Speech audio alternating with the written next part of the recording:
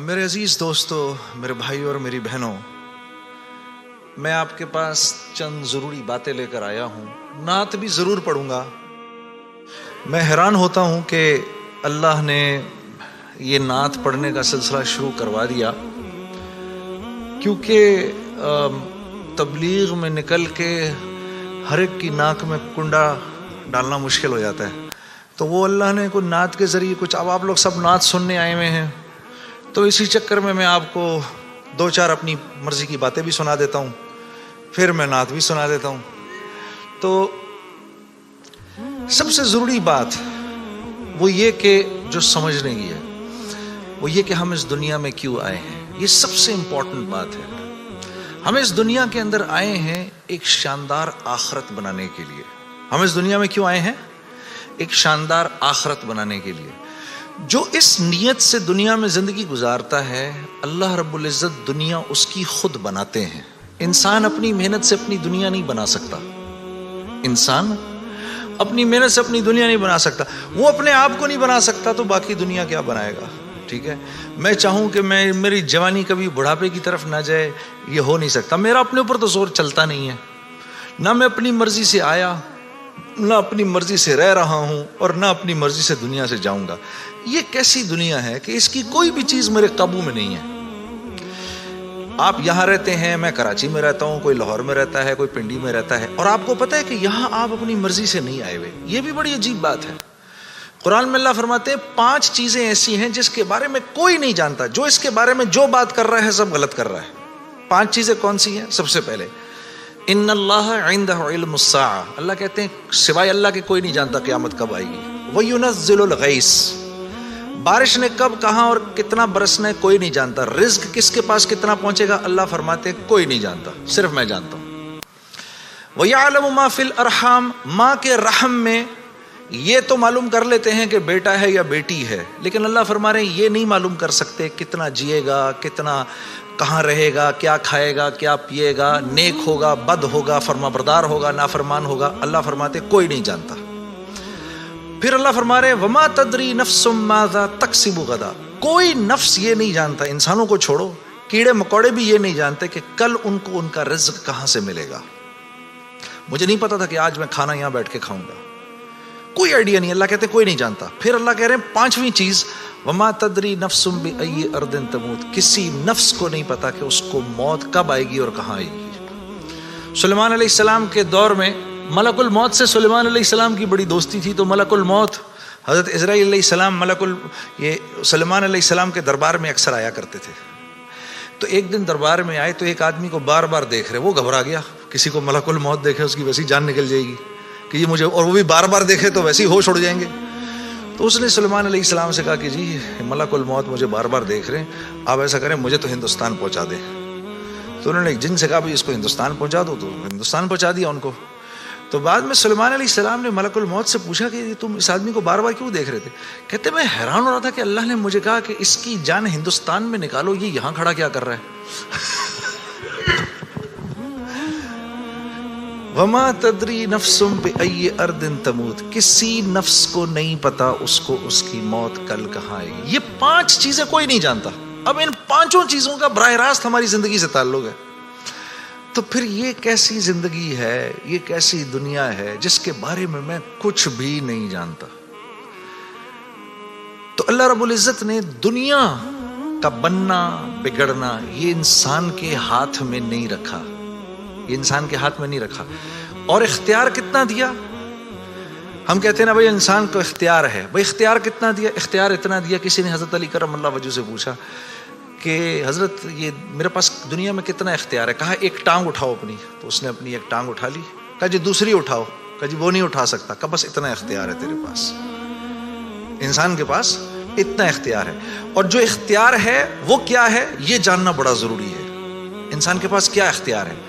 اللہ نے انسان وہ واحد مخلوق ہے پوری کائنات میں جو اپنی جان کے استعمال کو بھی جانتی ہے اور چیزوں کے استعمال کو بھی جانتی ہے. انسان کے علاوہ اور کسی مخلوق کو یہ نہیں پتا کہ میں نے اپنی جان کو کیسے استعمال کرنا ہے اور چیزوں کو کیسے استعمال کرنا ہے. گھوڑے کو نہیں پتا کہ میں نے اپنے آپ کو کس کام میں لگانا ہے اور میں نے بکری کا کیا استعمال کرنا ہے.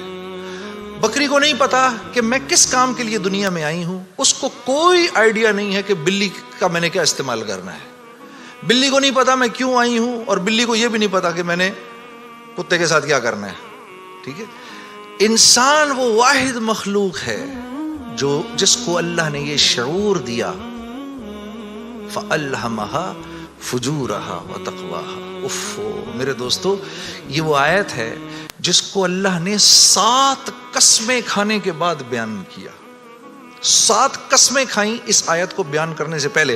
جیسے میں کہوں میری بہن, اللہ کی قسم, رسول کی قسم, قرآن کی قسم, تیرے باپ کی قسم, تیری ماں کی قسم, 6 قسمیں تو یہ کھائیں. پھر آخر میں فرمایا وَنَفْسٍ وَمَا سَوَّاهَا. اچھا چل کسی کی قسم نہیں مانتا تو میرے بندے مجھے تیری جان کی قسم, فَأَلْهَمَهَا فُجُورَهَا وَتَقْوَاهَا. کل قیامت کے دن آ کے مجھے نہیں کہنا یا اللہ مجھے نہیں پتا تھا سیاہ کیا ہے اور سفید کیا ہے. مجھے نہیں کہنا کل یہ قیامت کے دن, کیونکہ فَأَلْهَمَهَا الہام کیا ہے, میں نے تجھے الہام کیا ہے. اچھائی اور برائی کا فرق میں نے تیرے اندر ڈالا ہے اور یہ ڈال کے تجھے دنیا میں بھیج دیا ہے. جیسے کوئی بھی معاشرہ ہو اس میں سچ اچھا سمجھا جاتا ہے, جھوٹ برا سمجھا جاتا ہے, چاہے وہ مسلمانوں کا معاشرہ ہو چاہے غیر مسلموں کا ہو. بےایمانی ہر معاشرے میں بری سمجھی جاتی ہے, ایمانداری ہر معاشرے میں پسند کی جاتی ہے. راست بازی, سچائی, بینگ اپ رائٹ, یہ ہر معاشرے میں پسند کیا جاتا ہے, اور ظلم ہر معاشرے میں برا سمجھا جاتا ہے. جسٹس ہر معاشرے میں اچھا سمجھا جاتا ہے, قتل ہر معاشرے میں برا سمجھا جاتا ہے.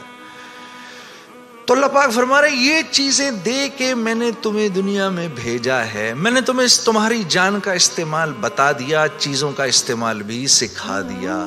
تو یا اللہ میں نے جان کا کیا استعمال کرنا ہے, میں نے جان کا کیا استعمال کرنا ہے. تو اللہ پاک فرما رہے قد افلح من زکاہا. تو نے اپنی جان کا تزکیہ کرنا ہے تو تو کامیاب ہو جائے گا. وَقَدْ خَابَ مَنْ دَسَّاهَا. اور اگر اپنے نفس کو تو نے کھلا چھوڑ دیا تو برباد ہو جائے گا. اب ان 2 باتوں پر علماء نے تفسیروں کی تفسیریں لکھ دی ہیں. اب نفس کا تزکیہ کیا ہے؟ نفس کو ہر اس چیز سے روکنا جس کو اللہ نے منع کیا ہے, یہ نفس کا تزکیہ ہے. سامنے نامحرم عورت ہے, اب نہیں دیکھ سکتے اس کو. ہاں وہ سامنے سے آئی, نظریں جھکا لی, اب نظریں جھکا لی اسی لمحے پچھلے سارے گناہ معاف ہو جاتے ہیں. اور اللہ ایمان کی وہ حلاوت دیتے ہیں جو آپ نماز میں محسوس کریں گے. پھر آپ نہیں کہیں گے کہ جی میں نماز پڑھتا ہوں میرا تو دھیان ادھر نکل جاتا ہے. پھر آپ نہیں کہیں گے. کان کو ہر وہ چیز سننے سے روکنا جس کو اللہ نے منع کیا, ہر اس چیز کو سننا جس کا حکم دیا. ہاتھ کو ہر اس جگہ استعمال کرنا جس کا حکم, ہر اس چیز سے روکنا جس سے منع کیا. تو نفس کا تزکیہ اللہ فرما رہے ہیں جب تم دیکھ دیکھ کر میری رعایت رکھ کے زندگی گزارو گے تو تم اس دنیا میں کامیاب ہو جاؤ گے. اور تمہیں کامیاب کون کرے گا؟ ہم کریں گے. تم خود کامیاب نہیں ہو سکتے. ہاں یہ موت کے بعد ہوگا. فرشتے اعلان کریں گے وَلَكُمْ فِيهَا مَا تَشْتَهِي أَنفُسُكُمْ. اب کیونکہ تم نے دنیا میں تو ویسے کر لیا جیسے اللہ نے چاہا, ٹھیک ہے, اللہ کی رضا پر راضی رہے, تو اب وَلَكُمْ فِيهَا مَا تَشْتَهِي, اب جو کچھ تم چاہ رہے ہو انفسکم وہ پورا ہوگا. کیوں؟ نزلا من غفور الرحیم, کیونکہ تم اب غفور الرحیم کے مہمان بننے والے ہو. تو اب جو چاہو گے پورا ہوگا. اب کہہ لو مجھے اتنے بڑے بڑے گھر چاہیے, مجھے اتنی اتنی بیویاں چاہیے, اتنی اتنی حوریں چاہیے. دنیا کی عورتیں کہہ دیں کہ مجھے اس کی شکل دوبارہ نہیں دیکھنی. ہاں جی, میں آ رہا تھا نا ادھر, تو اب میرے سفر میری بیوی تنگ آ گئی تھی. تو مجھے کہنے لگی کہ اب آپ کیا کر رہے ہیں؟ میں نے کہا عائشہ اتنا بڑا کام ہے, مجھے جانے دو. تم جنت میں میرے سے 500 سال پہلے نہیں جانا چاہتی؟ تو کہنے لگی وہاں بھی اکیلا ہی بھیجنا. تو پھر مزے ہی مزے ہیں. پھر جو آپ چاہیں گے وہ ہوگا. یہاں پابند کرنا ہے اپنے آپ کو اس دنیا میں, اور پابند کرنا اپنے آپ کو یہ سب سے مشکل کام ہے. یہ سب سے مشکل کام ہے اپنے آپ کو پابند کرنا. دیکھو انہوں نے اپنے آپ کو پابند کیا میڈیکل کالج کا تو ڈاکٹر بن گئے. وہاں جو سینئر ڈاکٹرز نے کہا وہی کیا. صبح کہا 8 بجے پہنچنا ہے, 8 بجے پہنچ گئے. وہاں پر جس پیریڈ میں, جس کلاس میں, جس ڈپارٹمنٹ میں انہوں نے کہا جی پڑھو, پڑھتے رہے. اس کے بعد 4-5 سال اپنے آپ کو پابند ہی تو کر کے گزارا, تو 5 سال کے بعد ڈاکٹر بن گئے. آدمی کو اپنے آپ کو پابند کرنا پڑتا ہے. دنیا میں جس چیز کو حاصل کر رہے ہیں اس کے لیے اپنے آپ کو پابند کرنا ضروری ہے.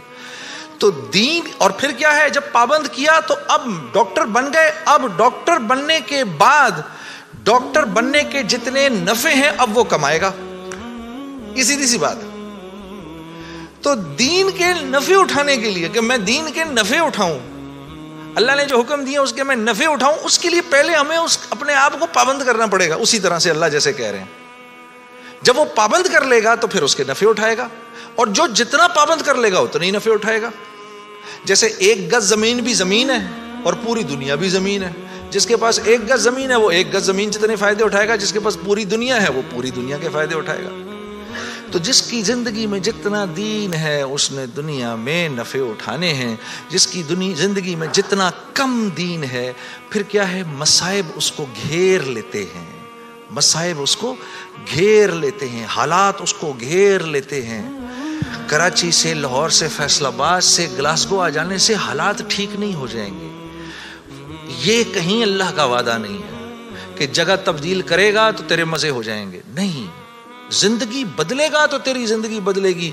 چاہے تو غربت میں ہے, چاہے تو امارت کے اندر ہے, چاہے تو وزیر ہے, چاہے تو محکوم ہے, چاہے تو دکاندار ہے, چاہے تو کارخانے دار ہے. اگر میری مرضی کے مطابق چل رہا ہے تو دنیا کی زندگی تیری ایسی بناؤں گا, دنیا کی زندگی کو تیرے لیے جنت کا نمونہ بناؤں گا.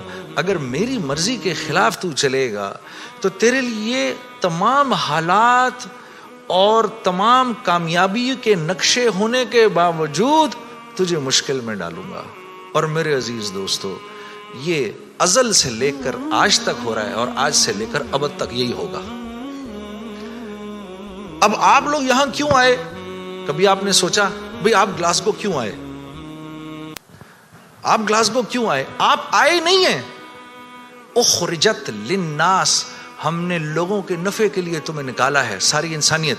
اخرجت للمسلمین نہیں, مسلمانوں کے نفع کے لیے آپ نہیں آئے یہاں پر.